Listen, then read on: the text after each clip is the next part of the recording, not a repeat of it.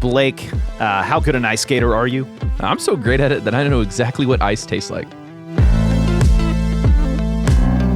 Welcome to the Church Gear Podcast, where we pull the tech out of the booth and onto the stage to share the most outlandish stories and hidden wisdom from the tech trenches. And now, here are your hosts.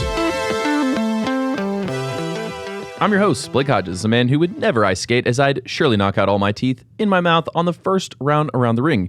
And I'm here with my boss, who could do a twirl better than Tanya Harding herself, Toby Walters. I've ice skated a handful of times. I'm thinking of hockey players now, because you said, losing all your teeth. And hockey players often lose most of their teeth due to the aggression of the sport. Well, that's because they're Canadian. Canadians hold up all that aggression. They're so nice in everyday life, the hockey players, and then they knock the teeth out on the ring. Yeah, I was at a party at my next door neighbor's house, a birthday party for their daughter, and they had, friends over that we had never met, and so I met one of the husbands, and I asked him, "What do you do?" And he says, "Well, I sell hockey equipment online." I was like, "Oh, well, I have a company, we sell production gear." And I said, "How'd you get into that?" And he said, "Well, I played in the NHL for 13 years. Oh, nice. How many of his teeth did he have? He had all of them. Really? But he wasn't that good then. Well, I'm sure they were fake, though. I mean, when the price is right, you can get good teeth. I guess you make a lot of money selling hockey equipment online. Yeah, then. and he was Canadian. Well, good job, eh? Yeah. So ice skating, I'm thinking it's winter right now. It's cold. Are you cold, Blake? Very cold. Well, actually, I haven't had heat for a week and a half. My furnace has been out. I bought a new furnace. Then it didn't work either. So right after this recording, I'm going home to hopefully have them fix it. I mean, that was quite the Christmas where I think it was -2. Was that the 23rd? Oh, are we talking about this year? Yeah. Oh, yeah. It went out that night. Oh, man. But it was amazing, God's providence, because we pray real hard. It comes back the next day. It goes out again. Pray real hard, comes back the next day. After enough prayers and fails, we now eventually had to buy. And what was the sin that caused it to go out? Toby, if we were to pull up a list of all my sins, I'm sure it would. That's right. Take a long time. So you know me, I'm an Enneagram 7. I've got to have my adventure. So on the 23rd, I looked at the weather app and it said -2 degrees. And I'm thinking, can I go out in this? Can I go out and play? No. So later that afternoon, I did end up going for a drive. The roads were fine. So I just took myself on a drive. And Toby, I say all the time, don't die. It'll not be fine. Be careful. And you're not listening to any of that. But then I also went to the movies. Okay. But, the real dedication is whether you go to church or not in weather like that. That's a good point. Whether the church even shows up. I know. So last year, so not just this recent year, but a whole year ago in winter, this was when we used to go to the same church, Blake. Yeah, before you were a traitor. I know. Sorry about that, buddy. So it was winter, and it was ice storm was coming, or it had rained the night before, and the roads were maybe a little icy, but church was still on. And I'm like, kids, get on your coats. Let's go to church. So Shelly's saying okay, are we going to be safe? Is it okay? And I'm like, it'll be fine. That's my line, Blake. I'm just waiting for you to break a bone after it'll be fine is said. It always works out for you, so you've never learned it won't, but it's crazy that it always works out. Yeah, because it'll be fine, Blake. Toby's like, I've never played fantasy football before. It'll be fine. Wins the championship this year. Yeah, I'm you're sick welcome. of this working. Actually, I'm not, because I benefit from it too, but it's ridiculous. So I drive safely. We're on the freeway with the trucks break up all the ice is what I've heard. And I think it's true. So we go up the freeway. It's about 8 miles up the freeway. And then we get off of the exit and we drive into the parking lot. And we're in the parking lot. I'm like, here we are, rock and roll. We made it. And so, Blake, if you turn from Concord Road. I know I can tell you this because you go to the church. So you turn off of Concord. Toby thinks I don't use my Maps app and have any idea what he's talking about. So you turn into the church road, and then you can either go left for Brentwood Baptist or right for Fellowship. Yep. So we get into Fellowship and we go to turn right. And this is the moment in the movie where everything goes to slow motion and the big cinematic score happens, because this is the big climactic moment. The narrator says it was not fine. Yes. So I turn to the right to turn into Fellowship, and there is no turn. Our car began to ice skate at that point. Oh, no. So if you can imagine, slow motion, big cinematic music, Molly's screaming. Titus is like, stop. And Shelly wets herself, of course. Oh, your wife. Oh, I wouldn't say that. All right. And so there is no steering. I am Screaming, it'll be fine as you move the steering wheel left and right. I'm trying to do something, but we are just on a path to whatever's in front of us. So we skid for, 50 feet or something. We hit the curb, we hit it straight on, and we go up onto the curb into the grass and like stop at the sign that says fellowship to the right. We hit it. And we weren't going fast enough that we damaged it. It like actually helped us stop. So we're resting in the grass, like on the sign that says fellowship to the right. And I swear to you, Blake, this happened. Our phones buzzed. What do you think was an incoming message? This is a message to let you know that Fellowship Bible Church is canceling services today due to inclement weather. Exactly. And also due to the fact that Toby Walters and his family have destroyed the entrance. We're now kicking them out, and they have to go to Church of the City. So it literally, our phones buzzed when we were sitting on the grass and in the church lawn. Were you able to back out? Yes, we were. That's incredible. Yeah. So I actually wrote a post about it on Facebook, and then I showed it to the lead pastor, Robb, the next week. And he was just like, well, first of all, well written. That was pretty funny. He's like, sorry about that. Maybe we could have let you know a little earlier next time. And that's how you lose a church member. Bad communication. But you know who's got amazing communication and even better driving on ice skills is the live audio coordinator at Biltmore Church, Ryan Robb. Ryan, thanks for joining us, man. What's up, boys? How are you? Would you have panicked in that situation, Ryan, if you were driving on ice? Absolutely not. I know it's so funny hearing Southerners talk about, driving in inclement weather. I gotta say, Southerners, wait a minute. You're at Biltmore. Are you not a Southerner? I am not a Southerner in blood. No, I'm not. I know, Toby, you're from San Diego. Blake, where are you from? Oh, I'm born here, live here, die here, Tennessee. Oh, really? Okay, so I'm from Western Pennsylvania, so like just south of Lake Erie. So it's just it's pretty comical to hear all this stuff, not gonna lie. I mean, I've been sideways so many times going 40 miles an hour, you have no idea. And live to tell about it. Well, we are gonna have to end the episode now that you're a Northerner. Sorry about that. But that's pretty crazy that you've survived those interactions. And Crazy, yep. Did you wet yourself or did you hold on to your man card? I'm gonna forgo commenting about He's that. gonna plead the fifth. Yeah.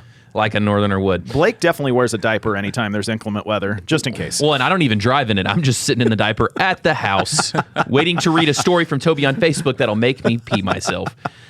All right, Ryan. Well, Blake, the taste of ice is a acquired taste, so I think you'll get used to it, Blake. That's very true. All right, Ryan. So you're a Northerner, so I think you'll do great at this game because you got to lie to us. I'm gonna read these off. Toby, you ready? Sure. All what right. are we doing? The 5 truths and a lie that we do every time. Man, it's been a long break, a long Christmas break. So okay, Trying to get back in the swing of things. All right. Who's our guest again? 2 first names, Ryan Robb. Okay. All right. Number 1, mixed front of house and played guitar simultaneously at 16 years old. So last year for this kid? Yes. Number 2, my dream was to become a train engineer all through elementary school.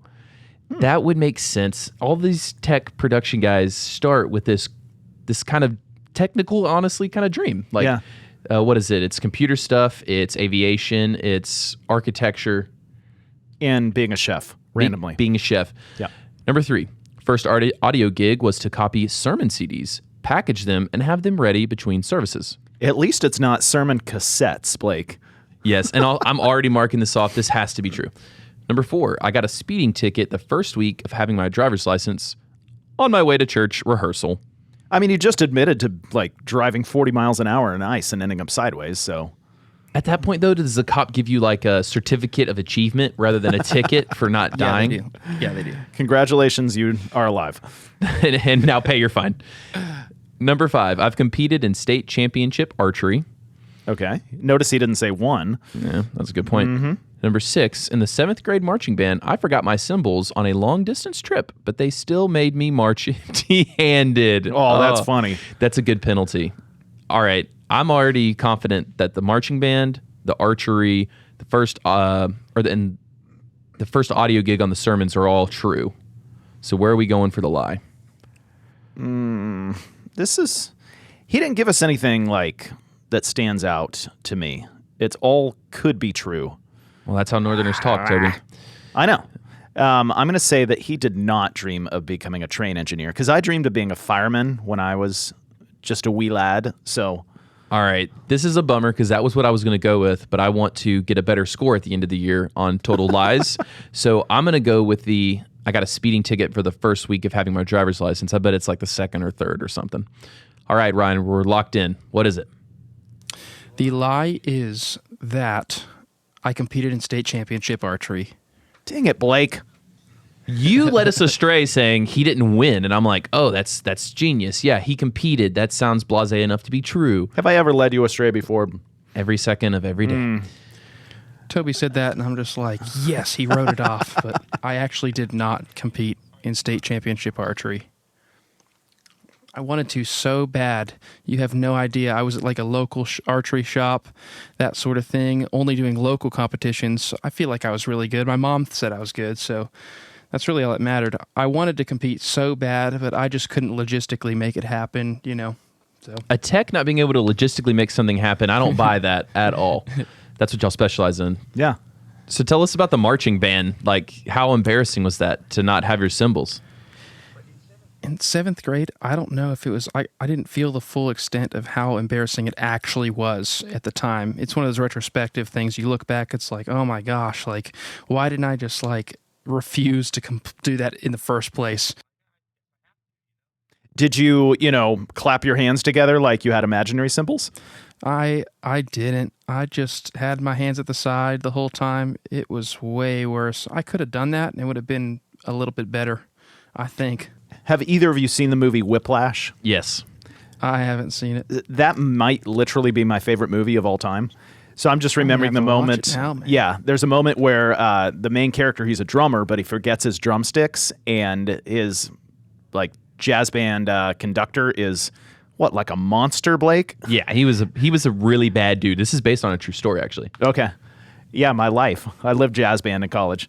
Now my director was not a monster, but yeah, I'm imagining that moment. You forget your cymbals, and if you've seen the movie, you got to see the movie now. So is that the moment that you decided I'm going to be on the other side of this of the stage That of was live production? precisely the moment. It's like, my whole career, the whole backstory of my career boiled down to that moment, 100%. But then you took more glutton for punishment on I'm going to play guitar on the stage and do both. So what was were that you like? at front of house? Yeah, so I mixing on stage, playing guitar at the same time, it was more of a necessity than anything, just because I might have been the only guy that knew how to move analog faders around and that sort of thing, but maybe set very, very crude gain structure. But it was mostly a necessity. As soon as I actually started mixing in front of a PA, it was a little bit interesting because, people would come up to me and be like, yeah, it sounds good. Mix balance sounds great, but can you make it kind of sounds like it's behind a PA or something? And it's a little bit weird. Can you maybe add some brightness to it or something like that? So I learned pretty quickly, needless to say. And I'm thinking, what if you had those, what are those new D&B speakers where like there is no sound? Yeah. Like, Blake, this is a thing. If you go behind these yeah. speakers, you don't hear the sound at all. Why? It's Because they're wild. that It's the directional? wildest thing. Yes, they've I don't know how the technology works, but if you walk behind them, it's like there is no sound. I think it's technically a cardioid PA is like how they market it, is that it's similar to a mic pattern. It's the wildest thing. And I've never heard it. I've never done it, but I've heard people talk about like walking behind it and it's like, it sounds gone. So a piece of the Twilight Zone comes with each purchase of this gear because you enter it in that moment. Okay, well, tell us, it must have felt like you're in the Twilight Zone when you got a speeding ticket for the first time. That's always pretty scary. Did they let you out of it when you said you were on your way to church? How much was it? Did your mom kick you out of the house? Well, Toby, you mentioned that maybe, did I pee myself whenever I was sideways on the road? I think I peed myself whenever maybe I got my first ticket, like literally that first week. You can't make that up. Yeah, so, when that sort of thing. When you see the lights in the rearview mirror, like, oh man, that is just and it's like a self-inflicted anger. You know how that is. Like, because I knew I was speeding 100%. I was late for church rehearsal or whatever. Call me dedicated or whatever you want to do. But But no, it was pretty scary. But luckily, I made it to church late. But you know.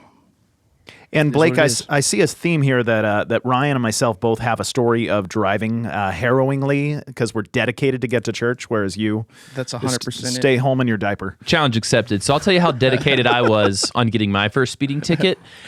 It's college. I come back into town. My best friend is playing a live show, and we're leaving the event. Well, I don't go to concerts, and so I'm trying to. And I also don't have the Maps app at this time. Like, this is before. How did you get places without a Maps app? I don't even know. So I'm trying to follow him in the heart of Murfreesboro, and he turns left real fast.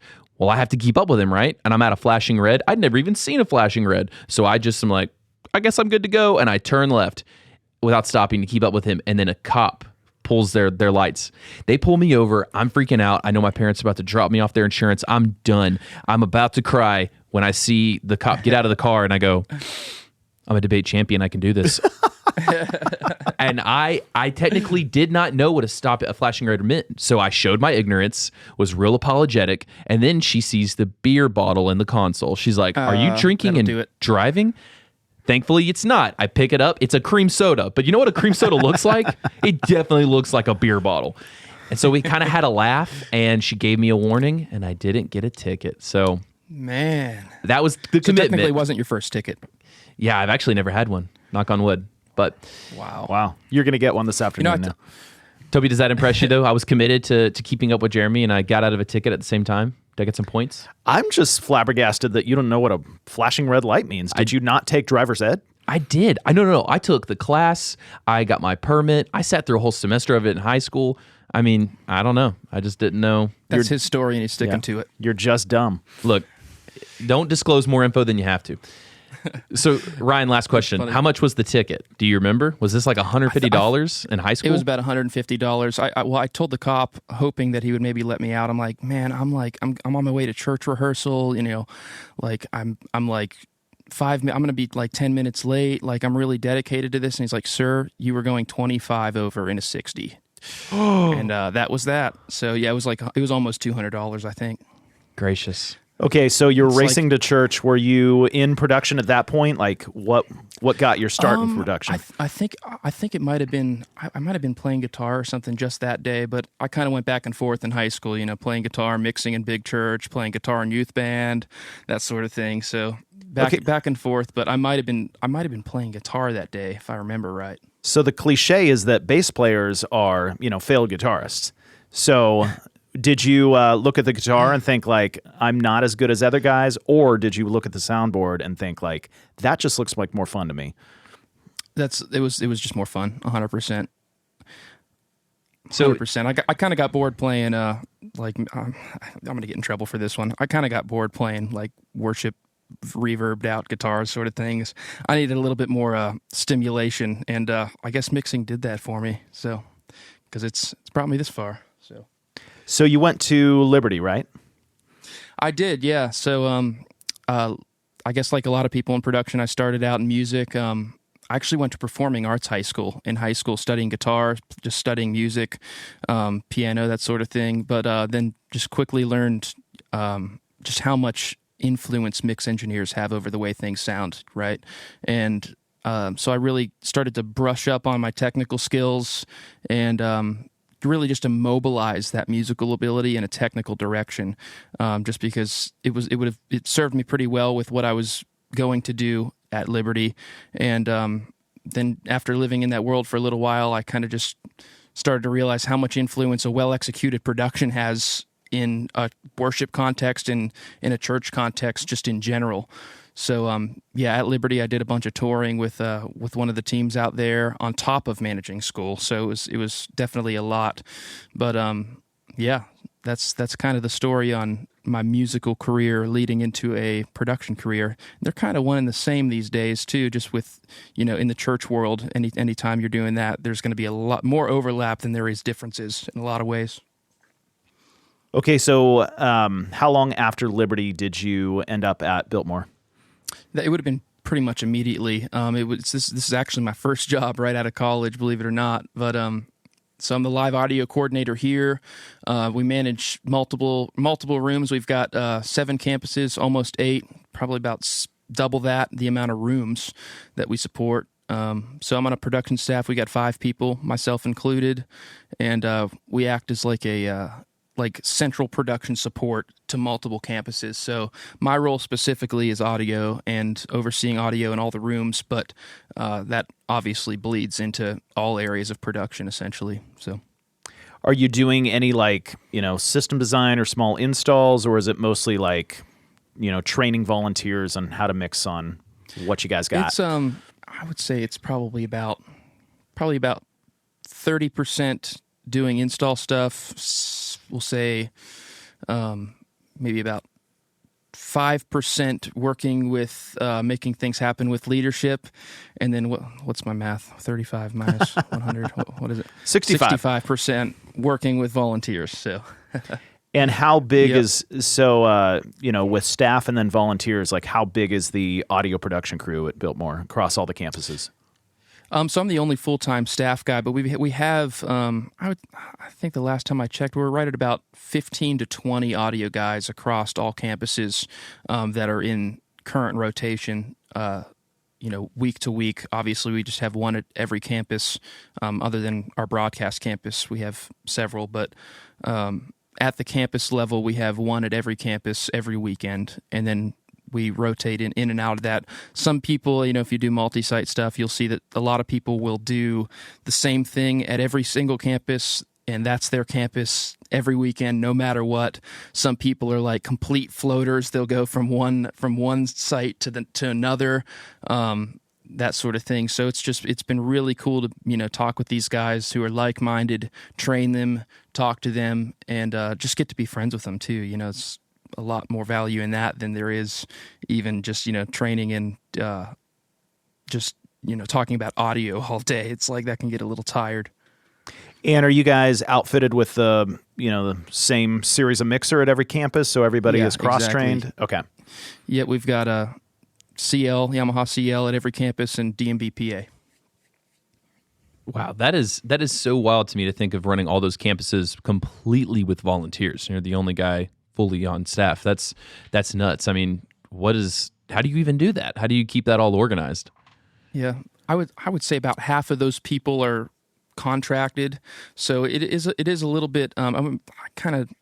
We frame it as them being volunteers, just depending on skill level. There's multiple, spectrum of skill level, depending on who they are, what they've come from. If they've been, a lot of them have been around for a while, and then they've kind of, I don't want to say they've more moved into that contract role where it's just like they've just become such a big backbone of our ministry and what we do that they've more moved into that role of being a contract person, and they have the flexibility that they can do that too.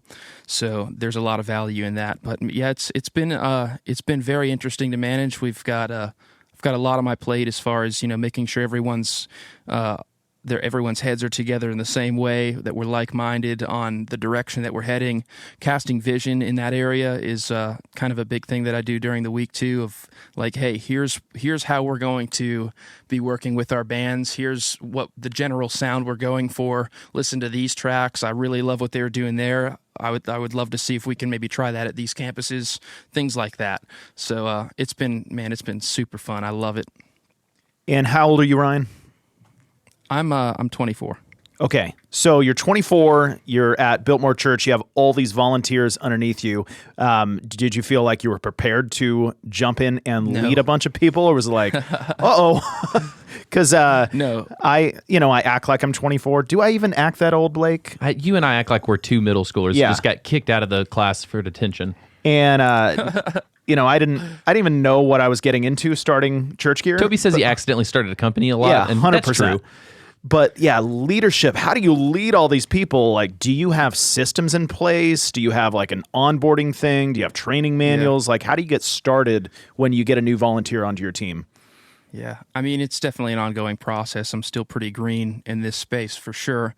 But yeah, like you said, we were talking, I was previously a student at Liberty, so I toured every single weekend, I would say. Maybe 4 weekends 1 month, 3 weekends the other. Doing that on top of school was quite a bit. So it was a lot.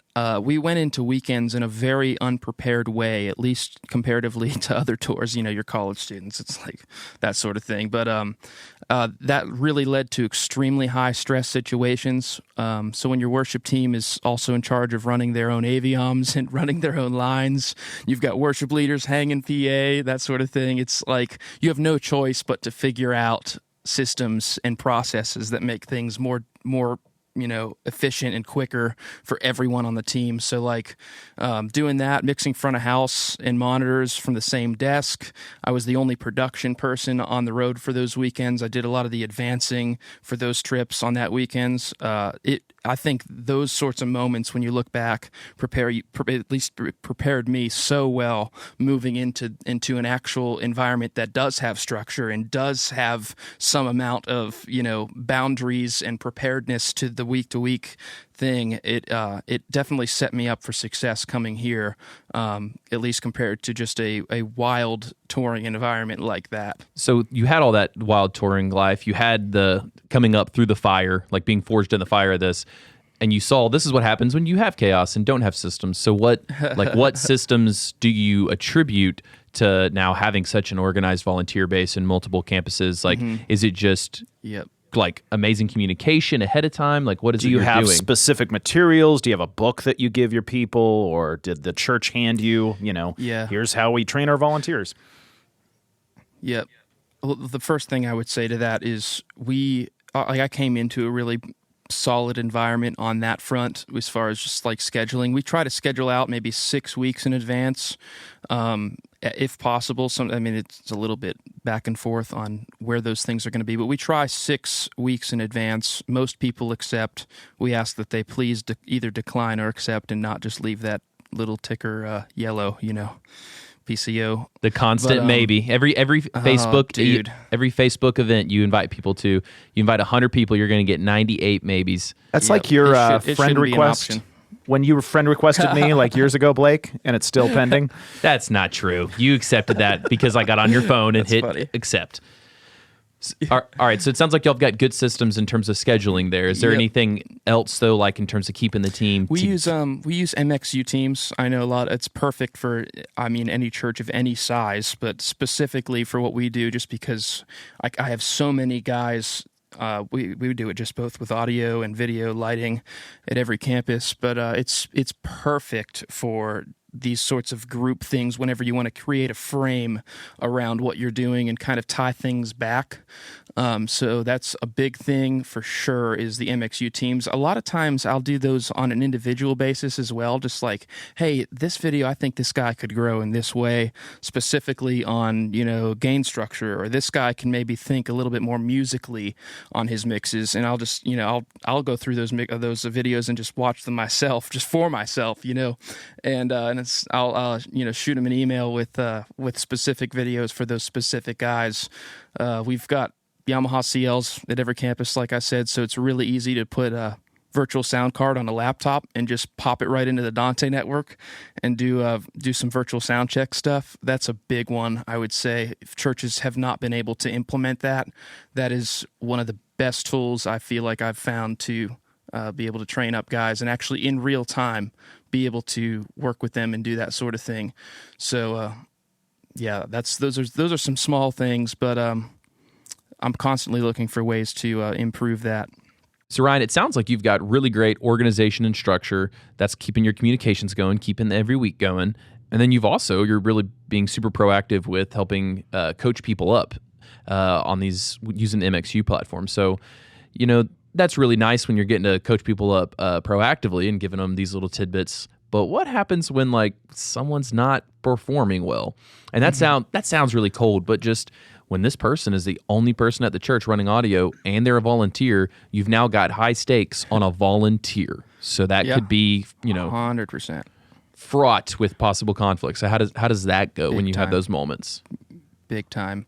I really make an intentional effort at every campus for like at least because every location, every room's going to have like that guy that's kind of has taken the responsibility for that rig and has done that sort of thing. And I try to get that person to have their one guy that they train up, and in a way that almost gives that person more responsibility for what they do, and it buys them in, quite frankly, a little bit more. But not only does it do that, it adds another person to that roster and makes the bench just that one more person deeper. So I'm trying to lead these guys in a way that they actually lead other guys as well. You know what I mean?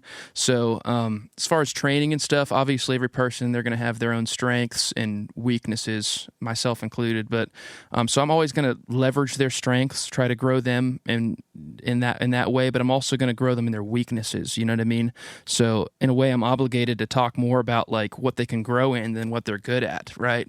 So I have several younger guys that are aspiring producers / engineers / musicians that they mix for me on the weekends and are exceptionally good at like hearing things and mixing in a musical way, but they need more technical knowledge, right? So I'm going to lean more into them learning techie stuff because, that's their weak spot.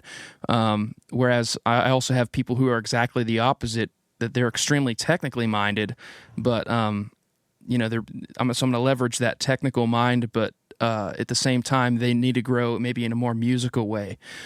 So I'm going to lead them more towards describing things in a more musical way, talking with their musicians. Just being in closer proximity to musicians is usually a great start, at least for guys like that.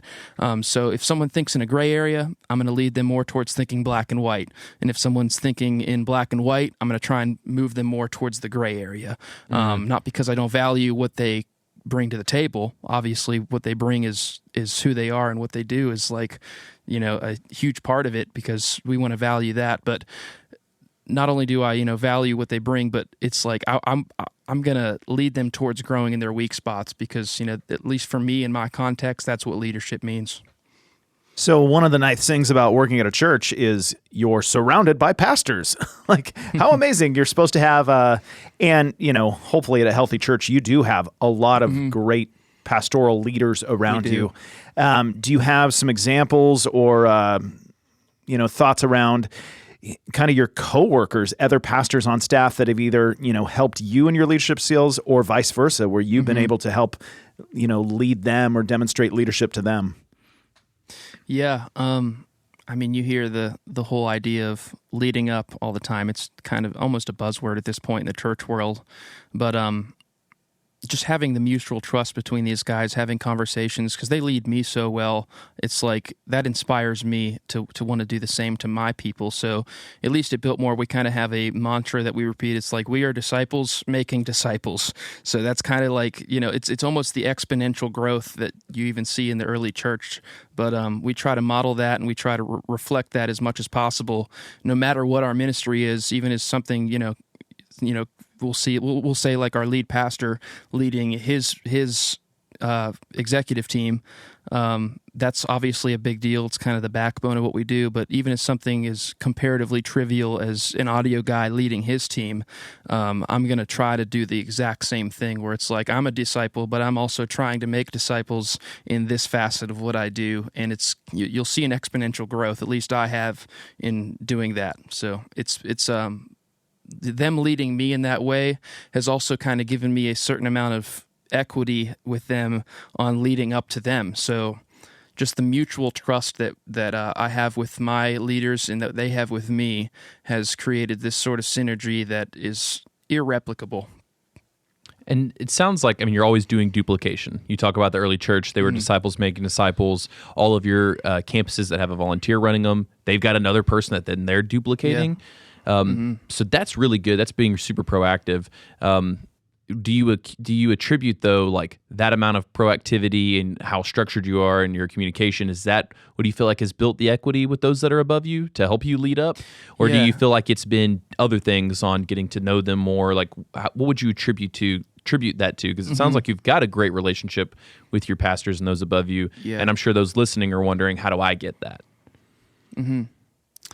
Man, I would say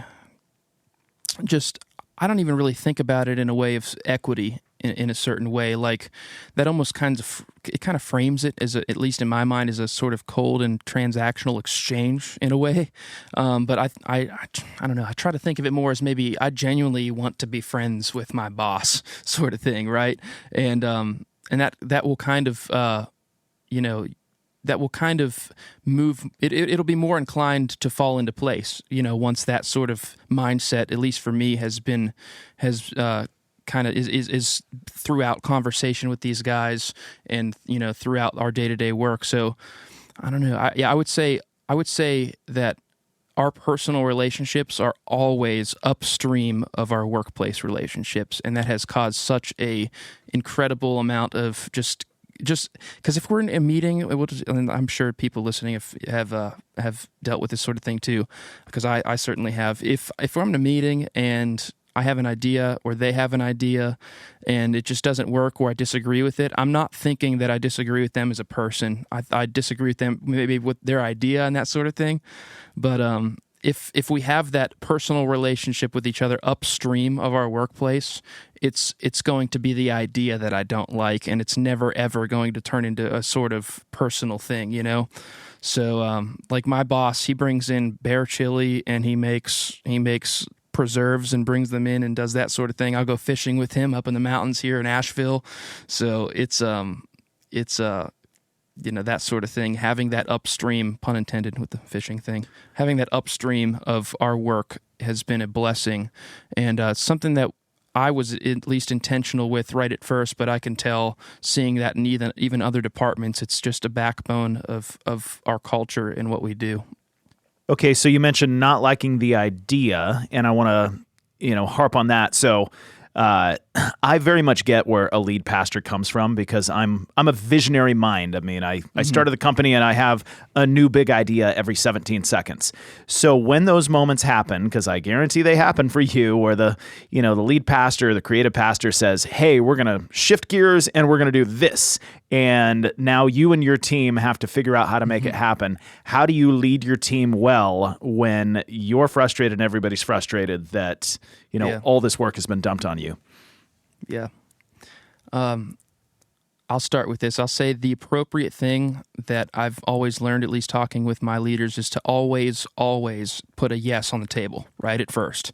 But what you got to do when you do that, the opposite side of that, is you got to make sure you communicate what the cost of that's going to be. If you're always going to say yes, if you're going to be a yes man, if you will, you've got to be able to communicate the cost of that. And I would say that's namely going to be people's time and bandwidth.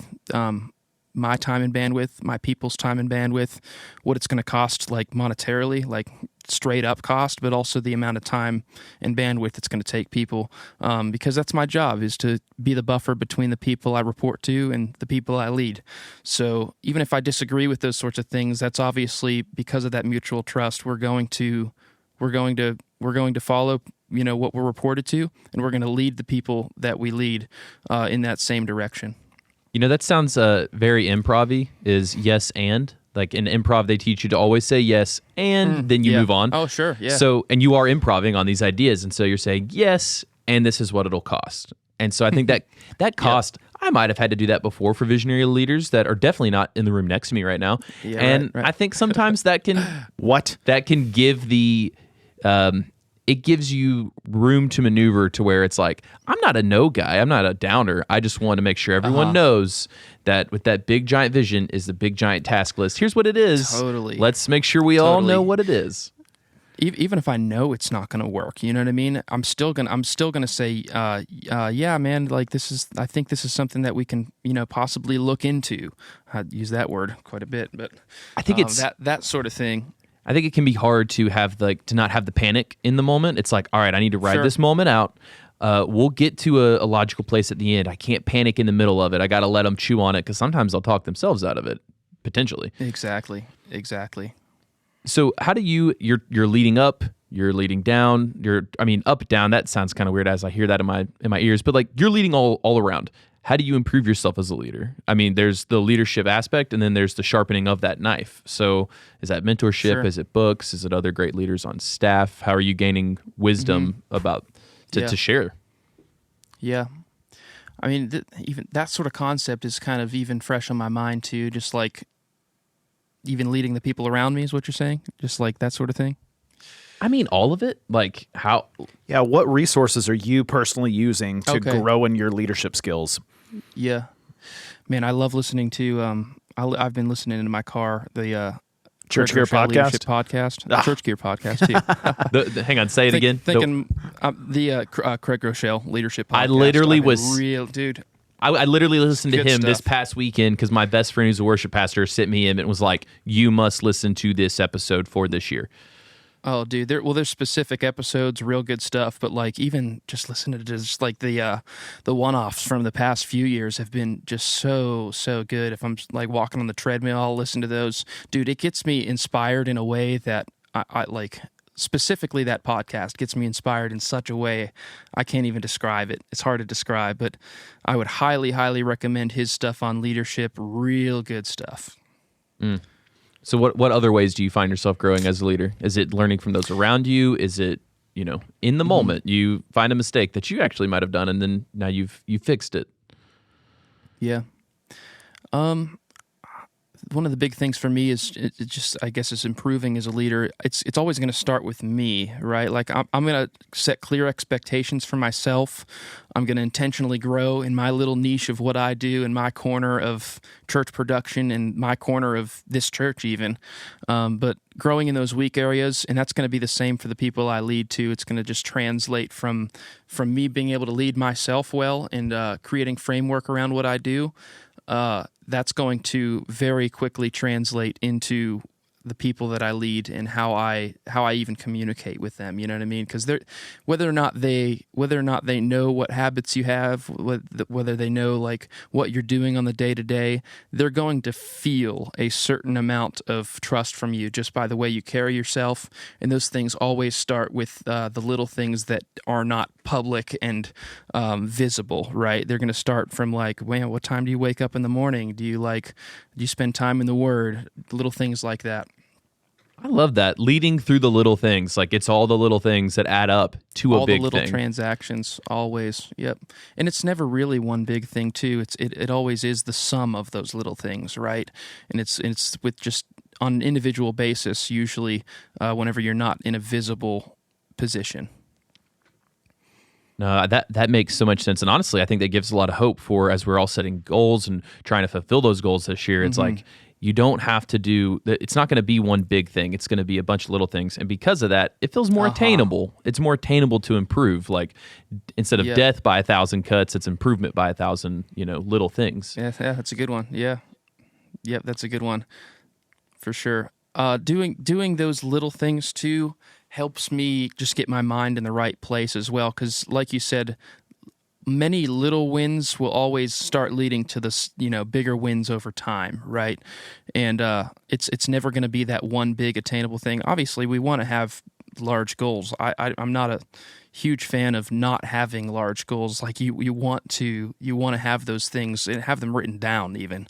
But it's going to be the momentum you gain through those small little wins throughout the day and throughout the weeks and so on that kind of give you that momentum moving forward. That's what's helped me at least a ton in my role.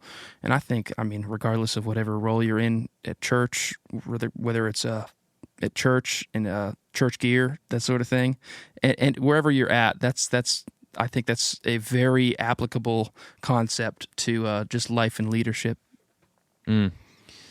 Well, Ryan, for two first names, I'm going to ask for a tech takeaway from you. So this is kind of how we wrap every episode with something that'll help any church tech director.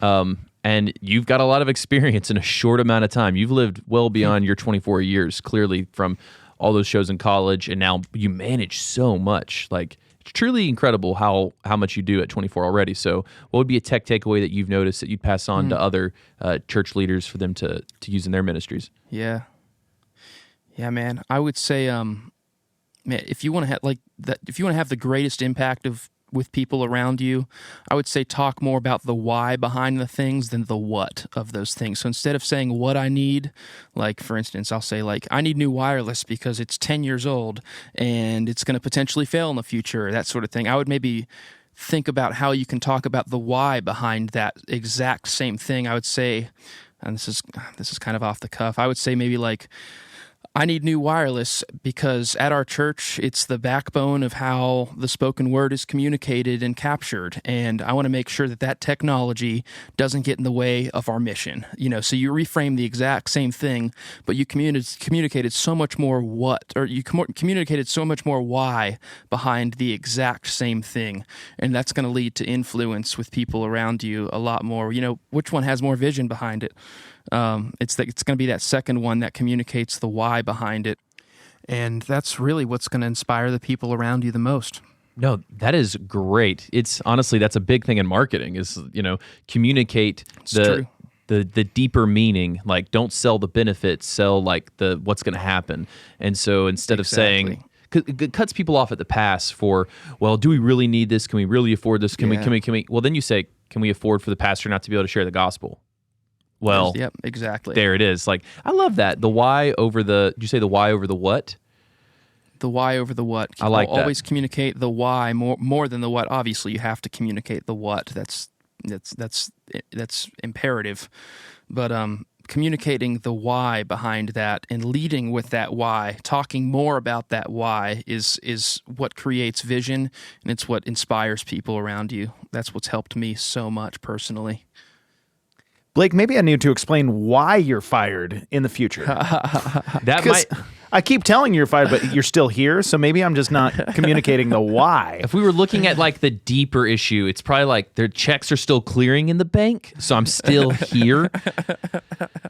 That's good. Well, Ryan, man, do you have anything to plug? You want anyone to find you anywhere, or maybe you got a lot going on. Maybe you don't want anyone to find you. Is there anything you'd like to plug here? I'm on Facebook, Instagram. Let me think. What's my Instagram? Oh, tag? I'll link it. It would be. Oh, you'll have them linked. Okay, yeah. Follow me on Instagram, man. If you have any questions about doing audio in church, doing this sort of thing, I'd be more than glad to talk with you about that sort of thing. We can share insight, talk to one another, sharpen each other. Do you have a MySpace page you wanted to share as well? I think there might be one that exists somewhere. Yeah, what's your eHarmony profile? Farmers only, actually. Nice. Well, Ryan, thanks for coming on, man. Oh, yeah, man. Thanks for having me. So great to talk with y'all. Thanks for hanging out with us. We hope to see you back next week for more absurd stories, tech takeaways, and overall buffoonery here at the Church Gear Studios. So, Blake, going back to the why you're fired. Yes. I mean, have I not communicated that clearly enough to you? Do you know why you're fired? I don't. You actually just say you're fired and we move on typically. Maybe I need to have an existential moment of why you're fired. I mean, first of all, I can talk about you giving away 1% deeper discounts on the podcast. That's why you're fired. Well, I said you can give away a 10% discount on the podcast. And what did you do? I give it 110% in my life, and I give 11% for the podcast. You got to give more, Toby. You got to do more. So if you use code podcast, you'll get 11% off, and do it before Toby deletes it. And if this is your life at 110% effort, I'm disappointed. Well, this is my life at 11% effort for the podcast. Yeah, there you go.